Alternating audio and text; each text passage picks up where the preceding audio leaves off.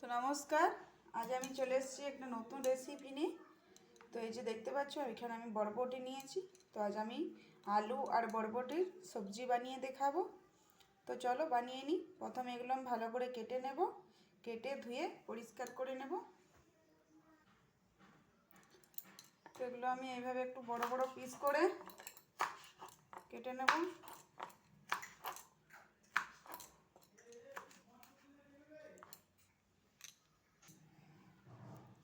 তো আলুটা এইভাবে আমি কেটে নেব।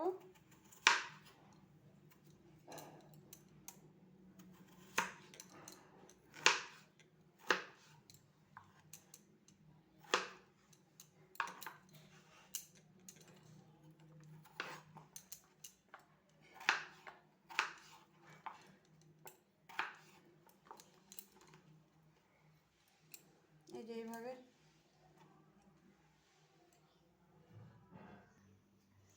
তো এখানে দেখো পেঁয়াজ, টমেটো, কাঁচা লঙ্কা, আদা, রসুন সব নিয়েছি। এগুলো ভালো করে ছাড়িয়ে নেব।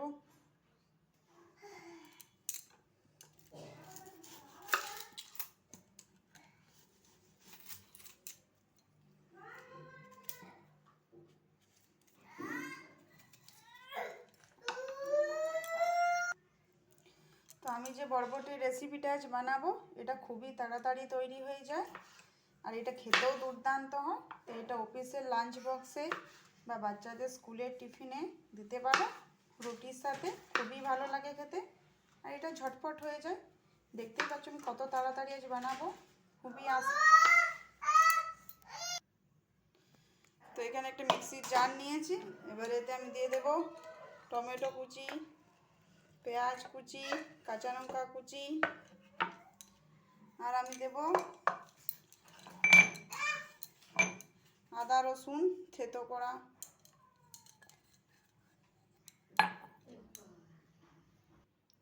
তো এগুলো আমি খুব ভালো করে মিহি করে পেস্ট করে নেব। তো এই যে দেখো এটা আমি খুব ভালো করে পেস্ট করে নিয়েছি। তো এবার সবজিটা বানাবো। তো কড়াইয়ে তেল গরম হয়ে গেছে, দিয়ে দেবো তেজপাতা আর একটা শুকনো লঙ্কা, আর দেবো আমি অল্প পাঁচফোড়ন।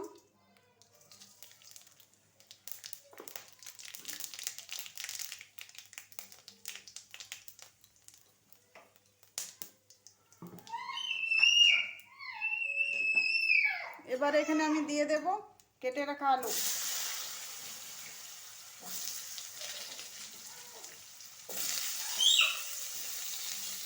এবারে আলুগুলো আমি একটু খুব ভালো করে ভেজে নেব।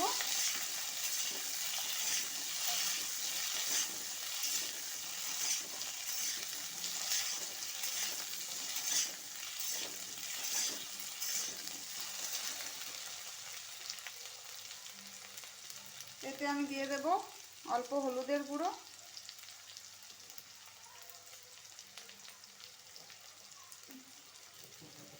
আর এতে আমি দেব অল্প নুন।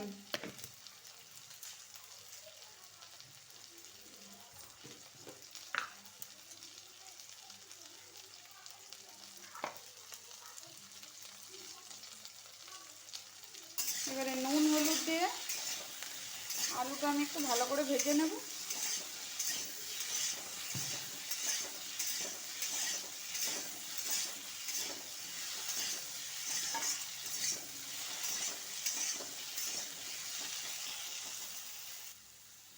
তো আলুগুলো দেখতে পাচ্ছ আমি একটু ভালো করেই ভেজে নিয়েছি।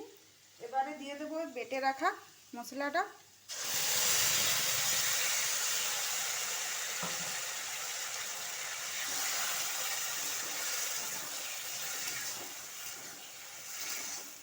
এবার এটা এর সাথে ভালো করে মিশিয়ে নেব।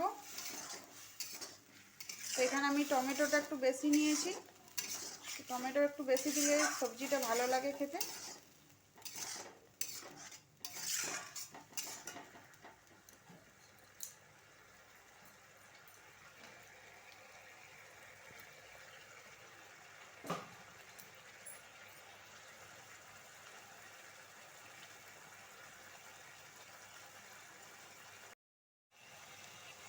তো এবারে এতে আমি দেবো গুঁড়ো মশলা, দিয়ে দেবো হলুদ গুঁড়ো,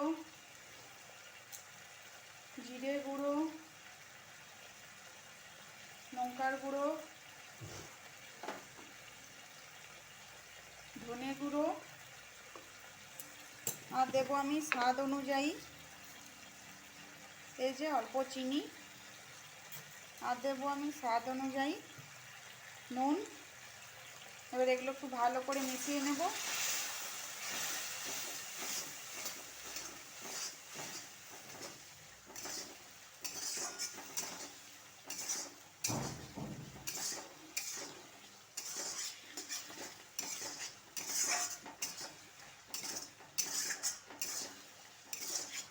এবার এতে আমি দিয়ে দেব মশলা দিয়ে রাখা জল।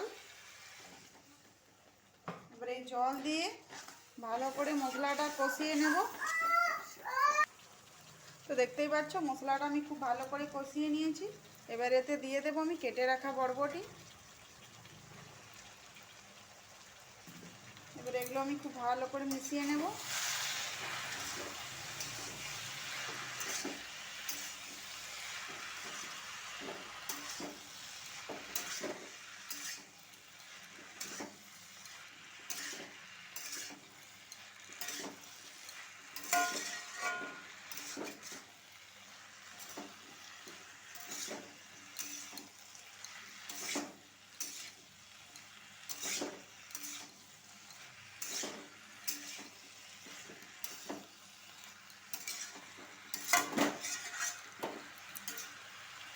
মেশানো হয়ে গেছে। এটা আমি কিছুক্ষণের জন্য ঢাকা দিয়ে রেখে দেব, আঁচটা কম করে। তো চলো এটা একবার চেক করে নিই।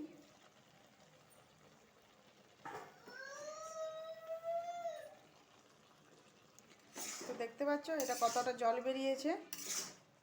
তো এটা এই জলেই রান্না হয়ে যাবে। তো এটা মাঝে মাঝে এভাবে চেক করে নেবে।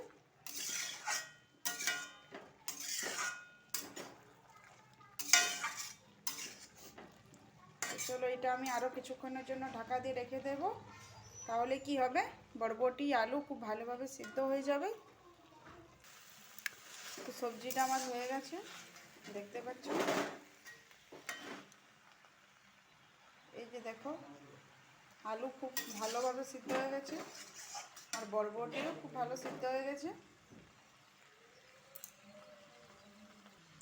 তো চলো এটা এবারে নামিয়ে নিই। তো এই যে দেখো আমি নামিয়ে নিয়েছি, দেখতেই পাচ্ছ কতটা সুন্দর হয়েছে সবজিটা। তো এর উপরে আমি দিয়ে দেবো অল্প ধনেপাতা কুচি। তো আজকের এই বরবটির রেসিপিটা তোমাদের যদি ভালো লেগে থাকে তো অবশ্যই আমার চ্যানেলটা সাবস্ক্রাইব করে দেবে, আর এইভাবে আমার পাশে থাকবে। তো চলো আবার আসছি একটা নতুন রেসিপি নিয়ে। ততক্ষণে ভালো থেকো, সুস্থ থেকো।